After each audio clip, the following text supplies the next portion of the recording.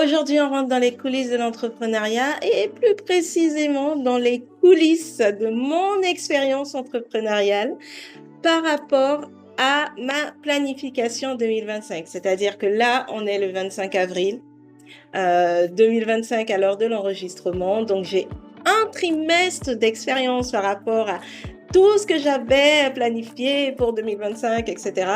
Et on va regarder qu'est-ce qui s'est passé, comment je me suis sentie, comment je me suis fracassée et comment j'ai trouvé des solutions qu'on va tester au trimestre à venir. Donc c'est parti, on y va.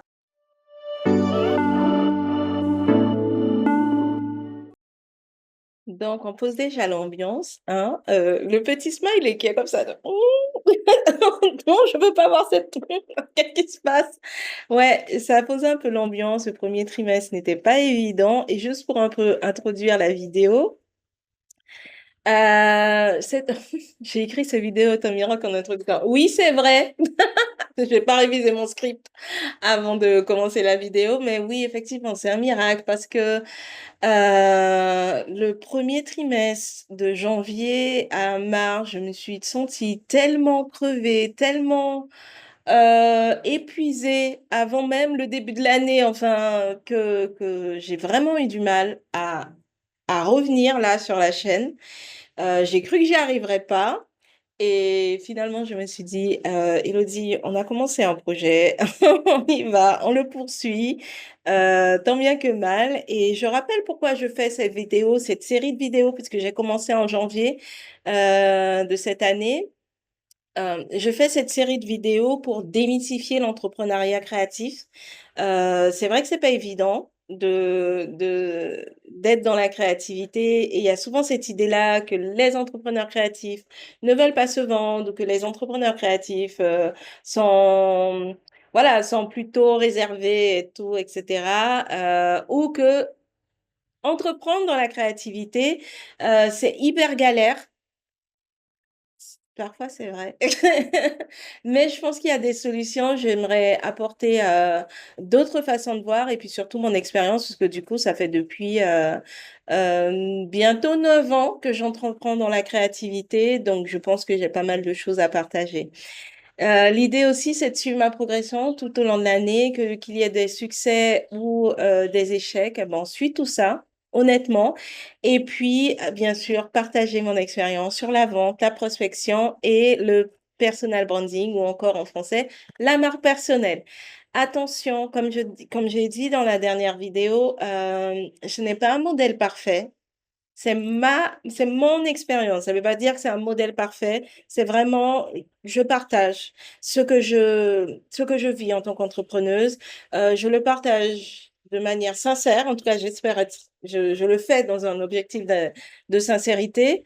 Mais voilà, vous prenez ce que vous pouvez. Hein, ce qui vous parle, etc. Vous voyez si vous pouvez appliquer. N'hésitez pas aussi à commenter pour soit partager vos propres solutions ou pour me proposer d'autres sujets à aborder dans cette série de vidéos.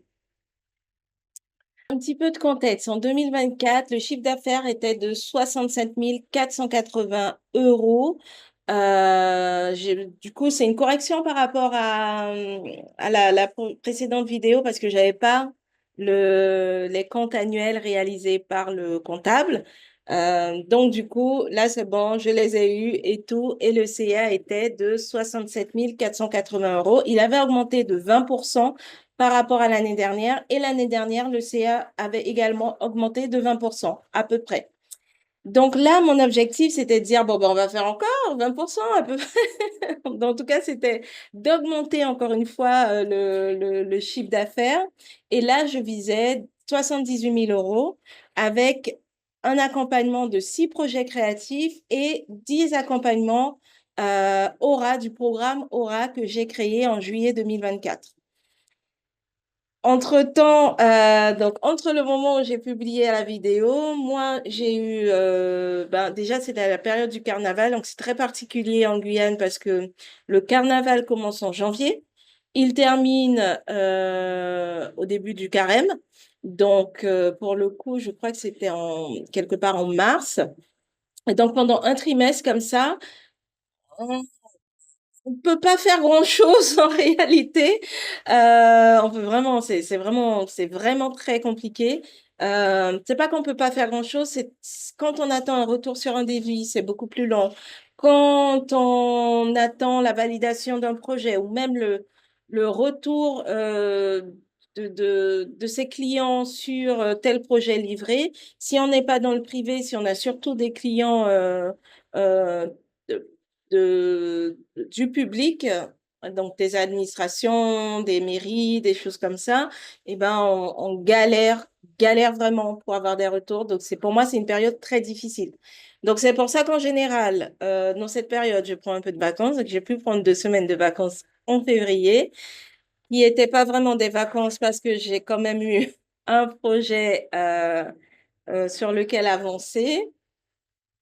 Bref, mais quand même, ça m'a fait du bien. Je suis partie à Salvador de Bahia.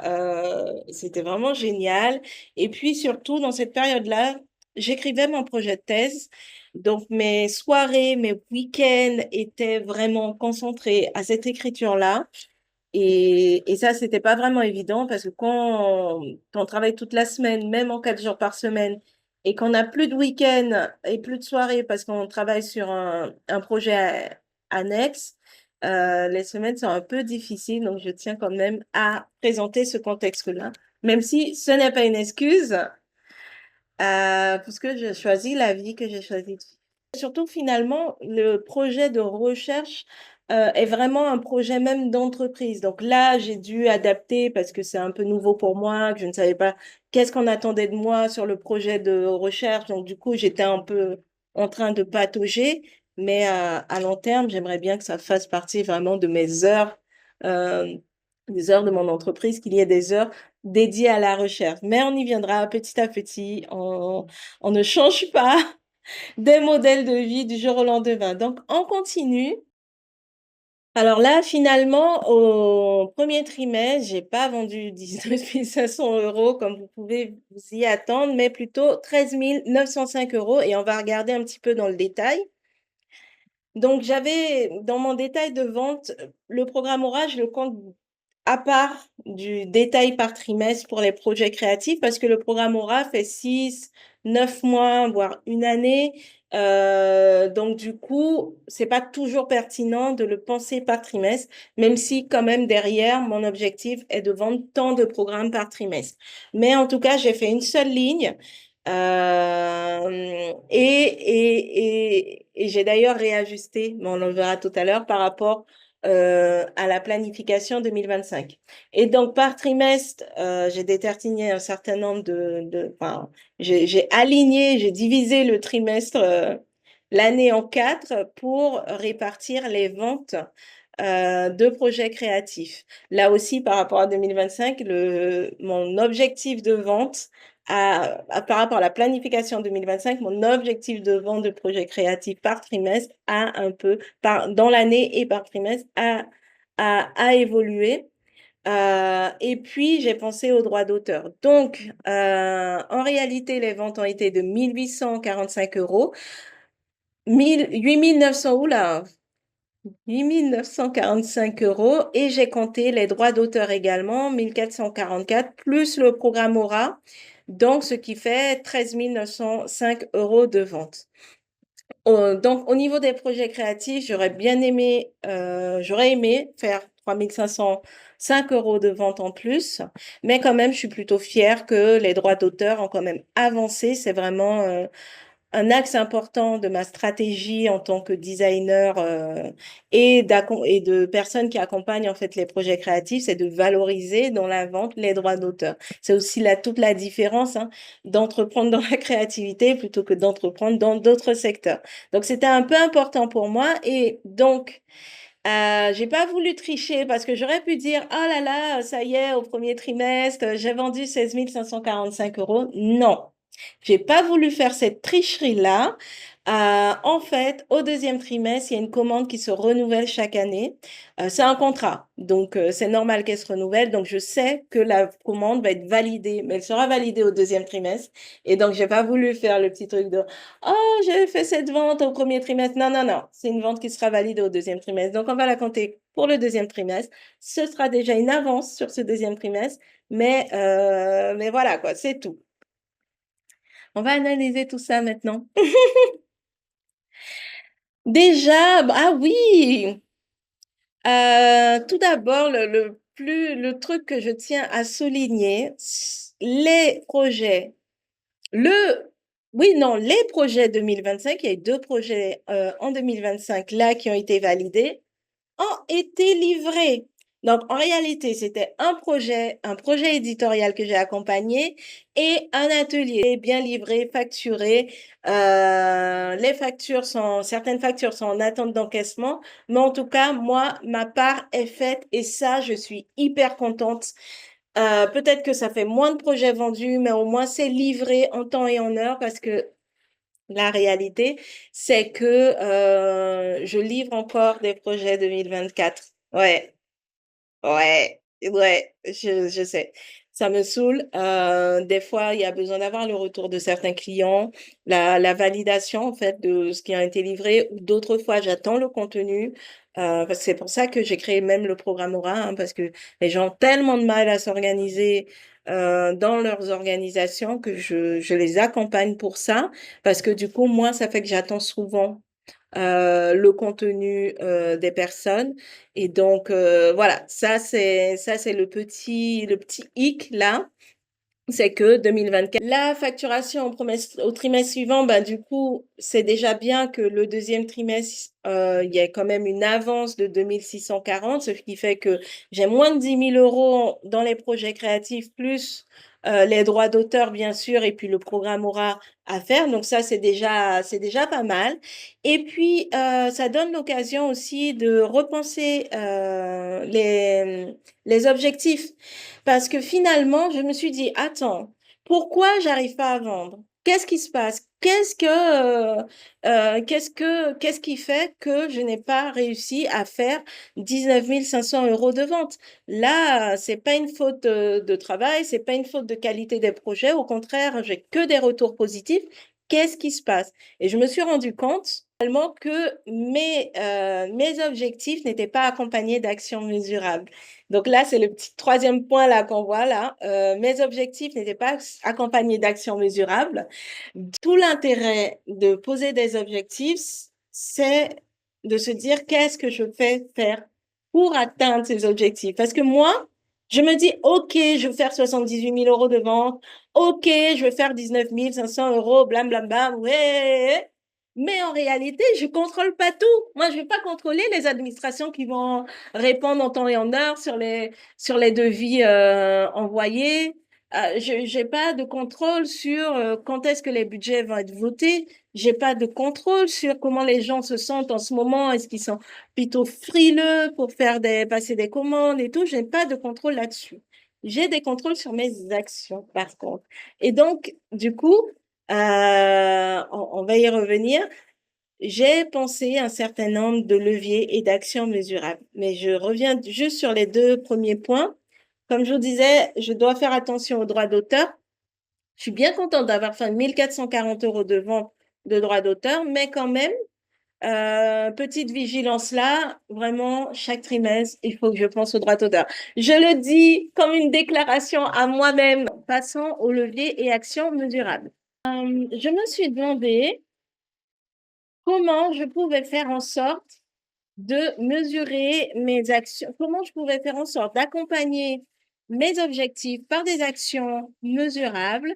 Et donc, du coup, j'ai réfléchi, je me suis demandé d'abord quels seraient les leviers à activer pour assurer des ventes, plus de ventes dans mon business. J'ai pensé à 3 leviers. Tout d'abord, le personal branding, donc tout ce qui est de l'ordre de la marque personnelle et les communautés. Quand je parle de communauté, ben, je parle déjà de vous sur YouTube. Je parle également de la communauté sur Instagram, sur LinkedIn. La communauté aussi de ma newsletter, la communauté de la newsletter Parlons Marque, qui est Parlons Marque, donc j'ai commencé la newsletter l'an dernier, a désormais 91 lecteurs et lectrices, donc je suis quand même très contente de ce résultat-là.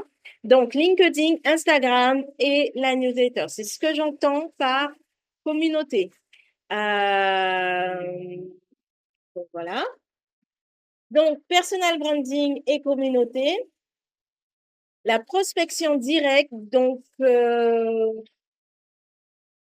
aller chercher des clients directement. Je sais que c'est très, très en vogue, le personal branding, le fait d'être présent en ligne et d'être très actif sur les réseaux sociaux.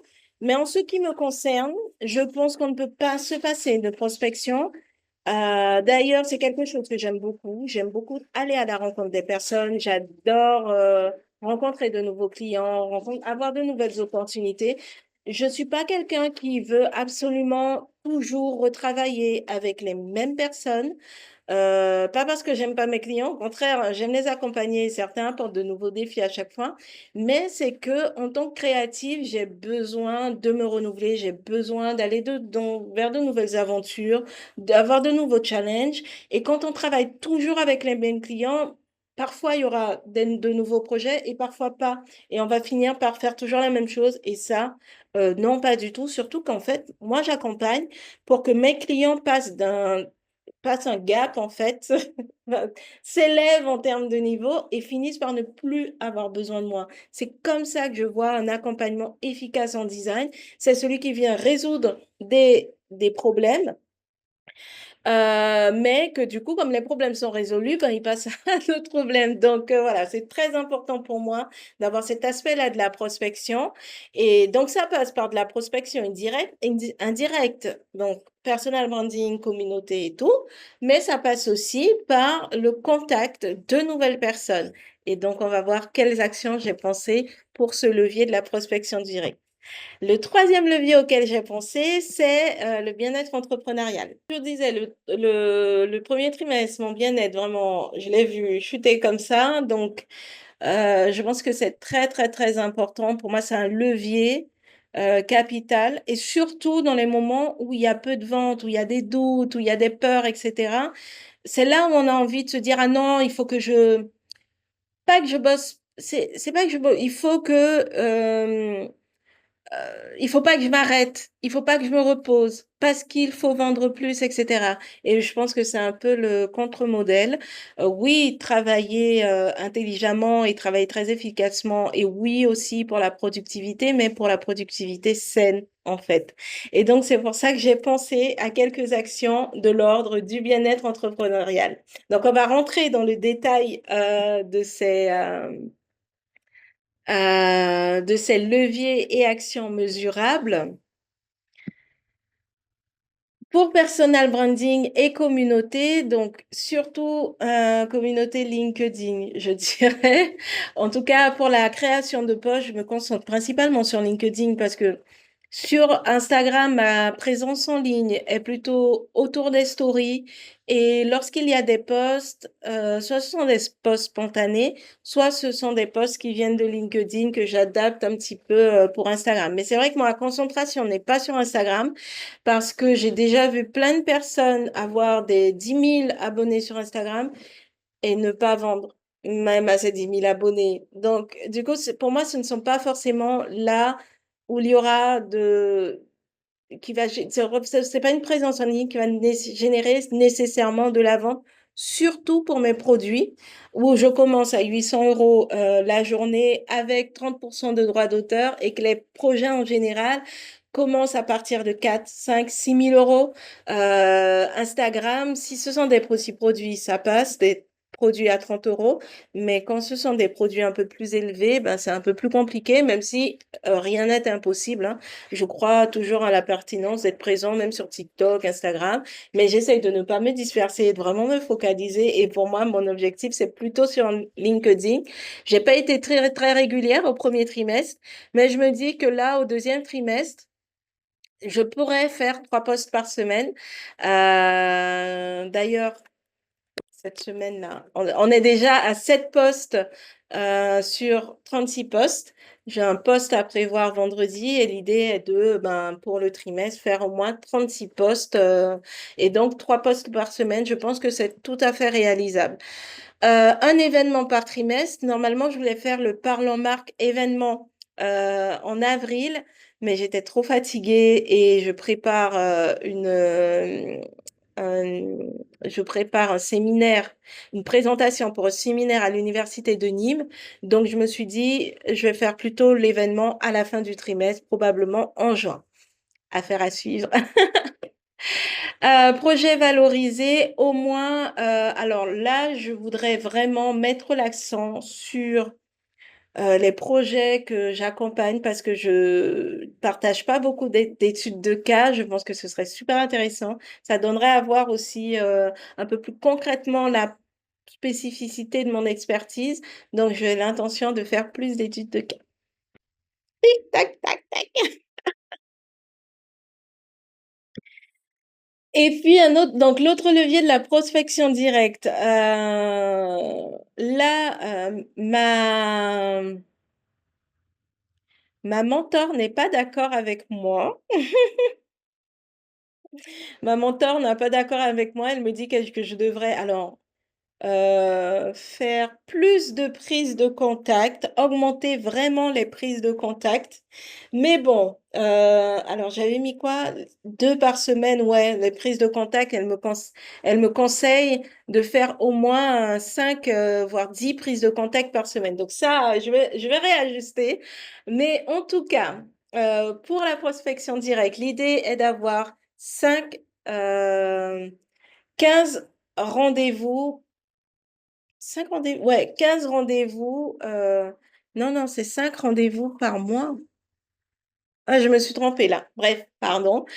L'idée est d'avoir 15 rendez-vous par trimestre et donc de générer 5 rendez-vous par mois et non par semaine.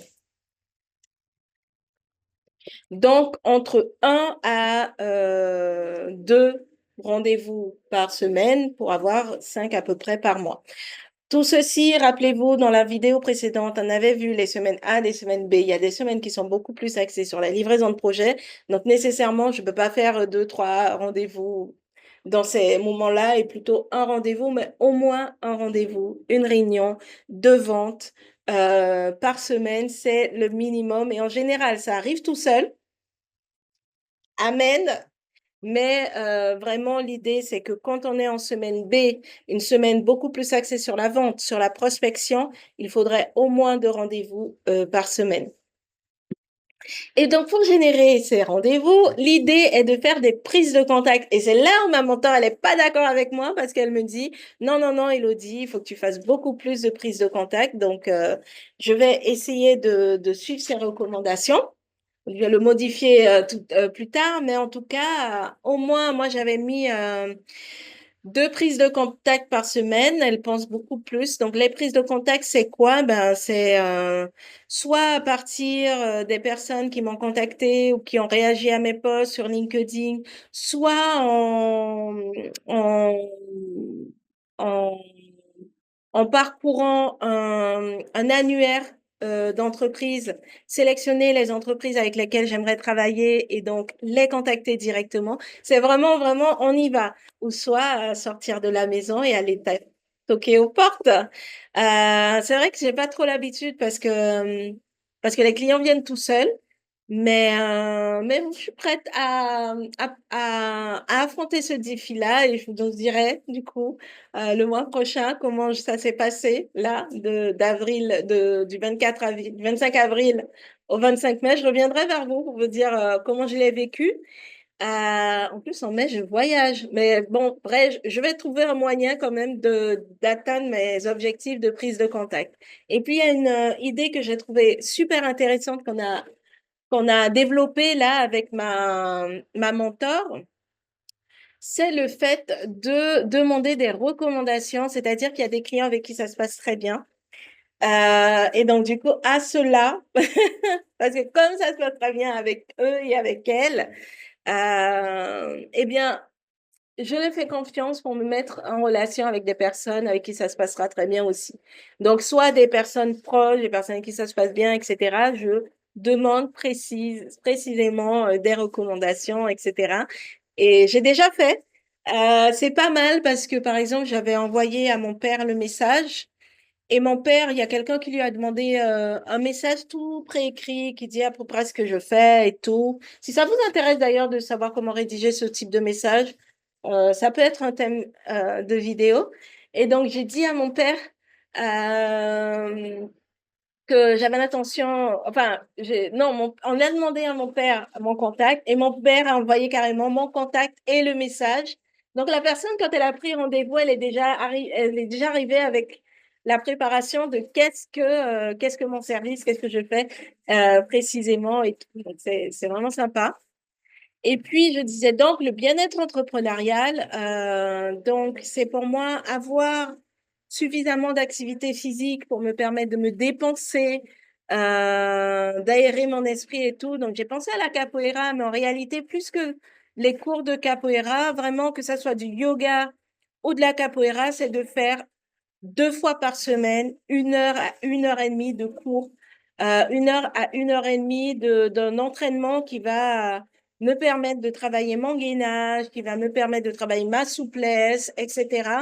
En plus aussi du cardio, donc la course. Mais là, je l'ai pas mis, par exemple, ici. J'aurais pu le mettre.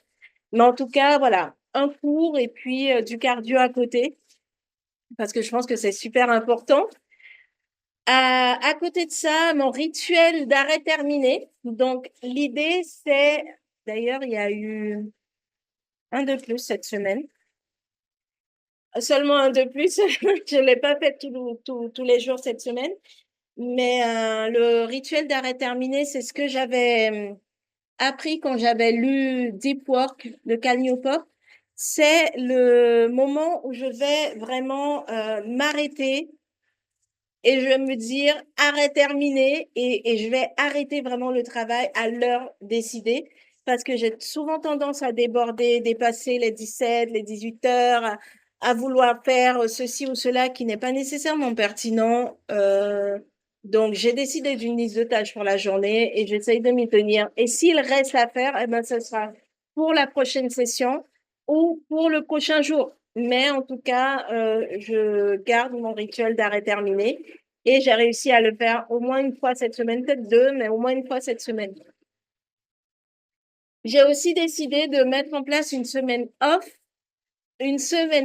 pour les clients, pas off pour l'agence, parce que à côté de mes vacances, que j'ai à peu près 5 semaines de vacances par année, l'idée, c'est d'avoir une semaine off où je ne travaille pas, où je ne suis pas disponible pour les clients, mais que je suis concentrée au développement de l'agence. Donc, cette semaine-là, c'est une semaine où je vais travailler sur la vision de l'agence, sur les processus de l'agence, ou sinon la marque de l'agence, mais vraiment me concentrer sur l'entreprise et être moins disponible pour les clients.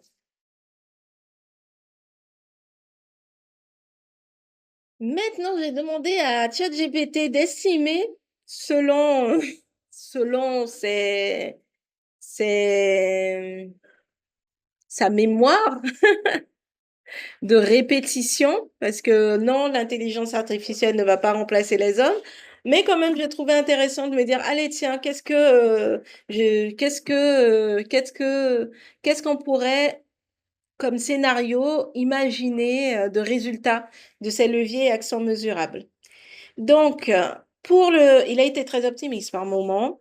Pour le personal branding et les communautés, donc l'objectif, c'est de générer des opportunités entrantes. C'est lui qui a écrit ça, hein, c'est pas moi, hein. Crédibilité, régularité égale vente. OK. Donc, pour lui, une fréquence de 150 postes par année devrait générer au moins 4 ventes d'aura. On verra ça. Un projet valorisé, au moins 4 projets de vente de projets créatifs par an. C'est pas, donc 4, ça veut dire 12 par an. C'est pas bête, hein, en fait, 4 projets créatifs par an. Parce que l'an dernier, j'avais promu un site internet et ça a amené la vente d'un site internet. Donc, je crois que ça devait être même le seul projet que j'avais promu. Donc, ça, c'est pas, en termes de comparaison, c'est pas assez pour dire, pour faire une règle.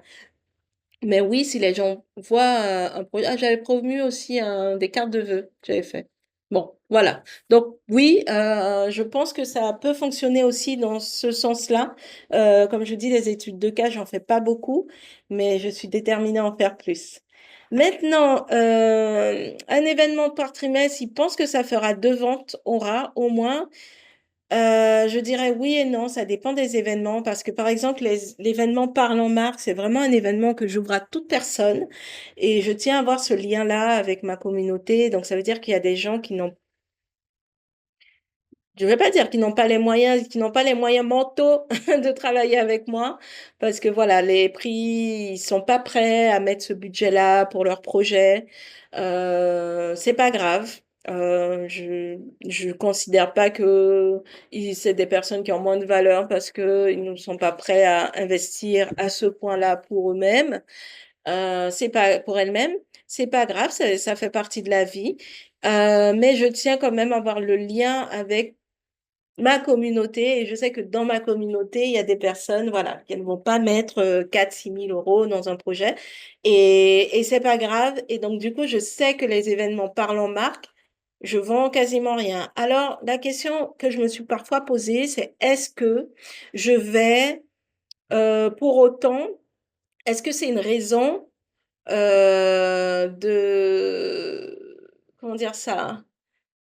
Est-ce que, la question que je me suis posée, c'est est-ce que finalement, ne vaudrait-il pas créer un produit à 30 euros ou 50 euros, etc. Je me dis pourquoi pas. Moi, je pense au temps que je vais passer à le faire. Euh, Est-ce que j'ai ce temps-là, compte tenu des projets que j'accompagne? Est-ce que je peux le faire? Mais je me dis oui, des fois, pourquoi pas. Et finalement, est-ce qu'on doit toujours penser à la rentabilité? Est-ce que parfois, c'est pas intéressant de penser à l'impact qu'on peut avoir? Parce que quand je fais de la recherche, j'ai pas une rentabilité visible tout de suite, même si, oula, oui, oui, oui, c'est rentable, hein. J'avance beaucoup plus vite dans mes projets euh, avec la banque de données de motifs que j'ai commencé à constituer. Donc, j'avance beaucoup plus vite dans la création de mes projets. Donc, oui, il y a une rentabilité, mais sur l'année où je me suis mis à créer ces motifs, ben non, j'ai pas ressenti cette rentabilité. Donc voilà. Et des fois, la rentabilité, elle n'est pas toujours visible à l'endroit où on l'attend. Donc je pense vraiment à l'impact que va avoir des projets à long terme. Donc voilà, c'est une petite réflexion que j'ai là. Mais en tout cas, pour les newsletters, il est très optimiste. Je suis pas aussi optimiste. Mais, ah non, quoi qu'il a dit, une vente mixte. Ouais. Je crois aussi les newsletters, comme j'ai pas énormément de personnes dans ma newsletter, je crois pas, je suis contente hein, des 91 personnes, mais voilà, on va pas s'avancer. Pour autant, j'aime beaucoup écrire la newsletter et je trouve que je progresse énormément à chaque newsletter rédigée. Donc, c'est plutôt super. Donc, ils estiment à 4, 5, 6 ventes, 5, 6 ventes aura, 5, 4, 5 ventes de projet. Pourquoi pas? Croisons les doigts. Ave Maria. Et puis, pour la prospection directe et la vente, là, il estime, donc l'objectif est de créer des opportunités, des contacts ciblés et les recommandations. Donc là, pour les recommandations, il estime à 3 ventes aura. J'aurais plutôt dit 2, mais bon, c'est ce que ChatGPT a mis. La prise de contact par semaine, 2 projets créatifs, c'est pertinent. En général, je crois que c'est 10% de réponse, hein. C'est 10%. Donc peut-être 1 à 2 projets créatifs, on verra. Et puis, l'appel d'offres. Alors là, je ne vous ai pas parlé des appels d'offres parce que c'est un peu en stand-by pour le moment. Mais bon, il dit si je réponds à 4 appels d'offres par an, il y aurait au moins un de remporté. Mais les appels d'offres, c'est un peu en stand-by. C'est au petit bonheur la chance et je n'ai pas encore, j'estime que je n'ai pas encore le système qui me permet de répondre avec facilité aux appels d'offres. Donc, je prends mon temps. Pour le bien-être entrepreneurial, bon bah c'est que des effets indirects. Donc déjà l'objectif est de préserver mon énergie, ma stabilité, constance et puis le plaisir de travailler. Donc favoriser aussi des ventes durables, je trouve que c'est super intéressant le fait de dire finalement si je me sens bien.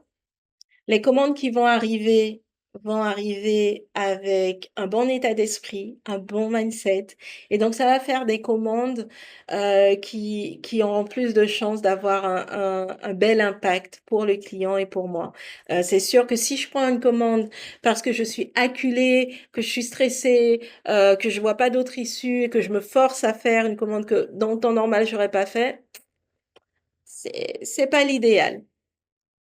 Donc, le fait de conserver mes heures de travail, donc je travaille jusqu'à 16h30, ça veut dire que j'arrête à 16h et j'ai 30 minutes pour faire mon rituel d'arrêt terminé. Et si ça vous intéresse de savoir que contient ce rituel, dites-le moi en commentaire. Donc, fin de journée structurée, on évite les débordements et puis ça me laisse du temps aussi pour me reposer, pour faire mon sport, pour marcher, pour lire, pour manger correctement parce que je cuisine, je tiens à cuisiner mes plats. La capoeira ou le yoga, comme je dis, c'est pas obligé d'être de la capoeira, mais en tout cas, 8 fois par mois. Une semaine blanche, quatre par an, et là, le recul, stratégie, les décisions mieux alignées aussi pour la gestion de l'entreprise, pour l'entreprise et la vision de l'entreprise. Donc, un rythme soutenable, pas de période où il n'y a pas de vente, hein. Tous les mois, des ventes. Et on avance sur cet objectif de 78 000 € par mois.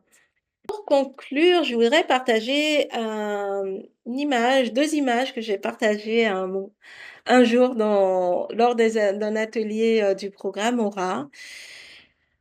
On va imaginer que c'est deux maisons à deux saisons différentes. Dans la première photo, saison d'hiver, et pour le coup, je me suis sentie comme ça au premier trimestre en Guyane, parce que le premier trimestre en Guyane, il pleut beaucoup. Quand il pleut beaucoup, il fait beaucoup plus gris. Quand il fait très gris, voilà, on a de la difficulté, ou quand il pleut, il fait gris, c'est pas le moment le plus idéal pour jardiner, tant il faut jardiner. Et on a l'impression que les choses, voilà, sont mortes, plates, etc. Ces moments-là d'hiver, ce sont des moments un petit peu de rien, de néant. Et pour autant, il ne faut pas s'imaginer que dans ces moments, il ne se passe rien. Et c'est pour ça que c'est important de continuer à avancer, de continuer à prospecter. Il n'y a pas de vente, c'est pas le moment de se désespérer. Il y a moins de ventes ou pas de vente, c'est pas le moment de se désespérer, c'est pas le moment. C'est pas le moment non plus de vouloir trop faire. C'est le moment de se reposer, de dire bon, est-ce qu'on peut réduire certaines dépenses et est-ce qu'on peut faire les actions qui seront les plus stratégiques, les plus essentielles pour parvenir à ses objectifs. Donc voilà, pour moi, c'est un peu ça, les moments comme ça. Le trimestre a été comme ça. Et l'hiver ne signifie pas la finitude, puisque après l'hiver vient le printemps, vient l'été, vient l'automne, et tout ça fait partie de l'expérience de la vie. Et l'expérience entrepreneuriale, c'est aussi d'avoir ces moments de creux et de montée. Donc, est-ce qu'on se voit le mois prochain? Allez, oui! Donc, quand même, le mois prochain est assez particulier puisque j'ai un séminaire. Je participe à un séminaire avec le laboratoire Project de l'Université de Nîmes. Donc, je serai à Nîmes les 15, 16 ou 16, 17 mai 2025. Ensuite, je fais une formation sur le storytelling. Mon Dieu, j'ai hâte et je suis trop contente parce que cette formation a été financée par l'AFDA. Si ça vous intéresse ce sujet, je peux vous en parler. Et puis, je vais essayer d'organiser l'événement de Parle en marque en fin juin, à mon avis, soit fin mai, début juin. Non, non, non, en fin juin, à mon avis. Donc, je vous dis à bientôt. Je vous remercie beaucoup d'avoir suivi. Dites-moi ce que vous en pensez. Dites-moi si mon expérience vous parle. Dites-moi si ça résonne en vous. Et puis, qu'est-ce que vous me conseillez, tiens, pour maintenir la régularité et le suivi de mes actions mesurables. À bientôt!